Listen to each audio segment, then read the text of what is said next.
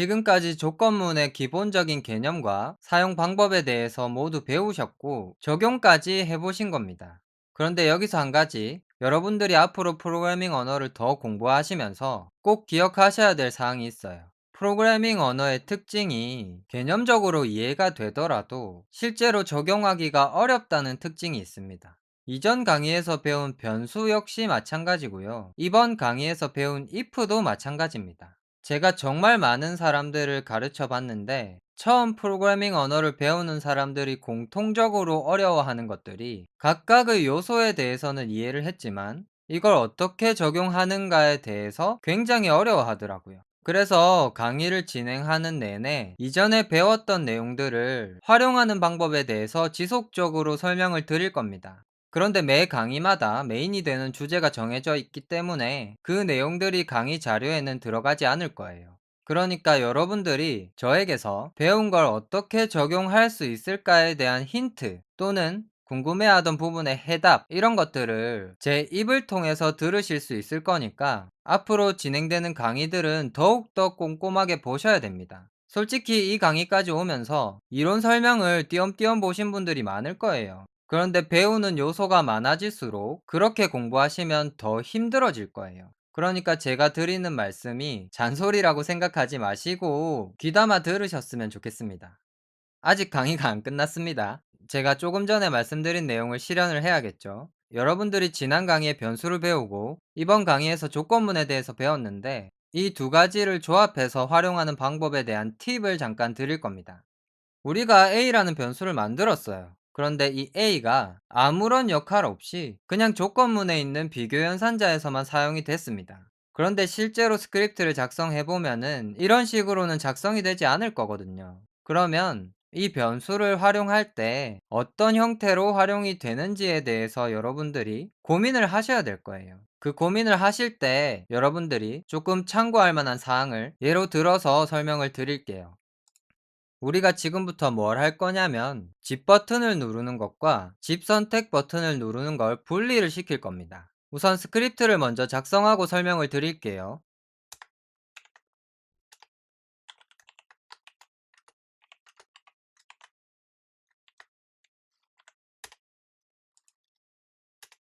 방금 제가 무서운 걸 본 것 같은데 이게 이렇게 되어 있었나요? 정말 죄송하지만 이렇게 작성하지 마시고요. 이렇게 작성하셔야 됩니다. 본의 아니게 여러분들에게 설명할 게 하나 더 생겼는데요. 오토하키에서 여러 가지 방법으로 똑같은 상황을 만들 수가 있지만 제가 알려드리는 방법 한 가지만 꼭 사용하시고요. 이렇게 말씀드리는 이유는 오토하키가 잘 만들어진 언어지만 아직까지 업데이트가 되고 있는 언어고요. 완벽하게 구현이 되어 있는 언어가 아니기 때문에 원인 모를 오류가 발생합니다. 그리고 그 원인 모를 오류를 제가 직접 겪고 그럴 경우를 제외한 확실하게 동작하는 경우만 여러분들에게 알려드리는 거라서 꼭 제가 알려드리는 방법으로만 사용을 하시라는 거고요. 방금 전처럼 이렇게 해도 동작이 되는 경우도 있지만 동작이 안 되는 경우도 있습니다. 그래서 블럭을 표현하실 때는 반드시 한 칸 아래에 블럭을 열어 주셔야 되고 블럭 내부의 내용을 다 작성하고 난 다음에는 그 내용 한 칸 아래에다가 블럭을 닫아 주셔야 됩니다. 그러니까 이 부분도 이렇게 고치시고요. 다시 작성된 스크립트를 설명드릴게요. 조건문이 두 개죠. 조건문이 두 개인데 두 개의 조건이 하나는 A가 0이면 하나는 A가 1이면입니다. 그래서 여기 만들어져 있는 변수 A가 어떤 값을 가지고 있는가에 따라서 하는 동작이 달라지게 된 거고요. 실행을 해볼게요. 실행을 하고 시작을 누르면 A가 0이니까 위에 있는 조건을 만족해서 위에 건 실행이 되고 아래쪽에 있는 조건은 만족을 안 하니까 실행이 안 될 겁니다. 시작을 눌러볼게요. 집 버튼을 누르고 아무리 기다려도 집 선택 버튼을 누르지 않죠. 이걸 반대로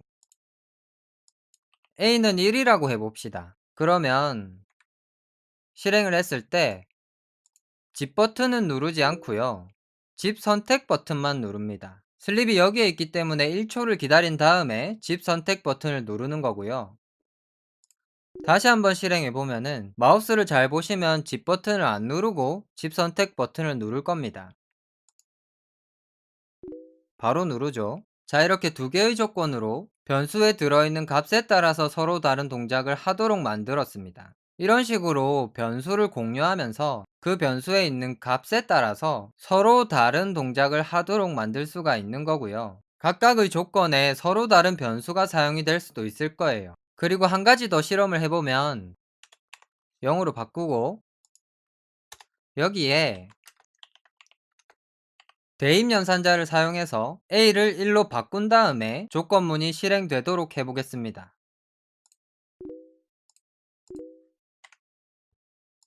시작을 누르면 집 버튼을 눌렀다가 집 선택 버튼도 누릅니다. 위에서부터 한 줄씩 분석을 해보면 처음에는 A가 0이었어요. 그래서 이 조건을 만족하죠. 그래서 여기 내용을 실행한 다음에 블록을 나와서 A에 1을 저장했습니다. 그러면 여기부터는 A는 1이에요. 그러면 이 조건 역시 만족하게 되는 거고요. 이 블록 내부에 있는 내용도 실행하게 되는 겁니다. 이렇게 변수의 값을 중간중간 바꿔가면서 우리가 원하는 흐름을 만들 수가 있다는 걸 보여드린 거고요. 이 흐름을 조금 더 복잡한 방법으로 만들어 볼게요. 이 A는 1이라는 걸 여기서 지우고요. 여기에 넣어 보겠습니다. 그러면 처음에 A가 0이죠. 그래서 여기로 들어올 거예요. 그리고 클릭을 다 한 다음에 A가 1로 바뀝니다. A가 1로 바뀌었으니까 여기 아래쪽으로 내려갔을 때 이 조건문을 만나면 A가 1이니까 이건 역시 실행이 될 거예요. 아까와 똑같죠? 똑같아 보이지만 굉장히 큰 차이가 있습니다. 아까는 집 버튼을 누르든 말든 A가 1이니까 집 선택 버튼을 누르는 거예요. 왜냐면 이 if 내부에 있는 게 아니라 외부에 있거든요. 그래서 이 조건을 만족해서 이게 실행되지 않더라도 여기 오면 A는 1로 바뀌고 이 조건을 만족하게 되는 건데 지금은 이 조건을 만족하고 여기에 내용이 실행되어야지만 A가 1로 바뀝니다. 그래서 아래쪽에 있는 조건이 위에 있는 조건에 영향을 받도록 설계가 된 거예요. 이건 지금은 큰 의미가 없어 보일지 모르지만 나중에는 굉장히 중요한 의미를 가집니다. 이번 강의에서 꼭 이해를 하셔야 돼요. 우선 실행을 한번 해봐야겠죠. 시작을 누르면 집 버튼을 누르고 집 선택 버튼을 누릅니다. 제가 설명드린 대로 동작을 하는 거예요.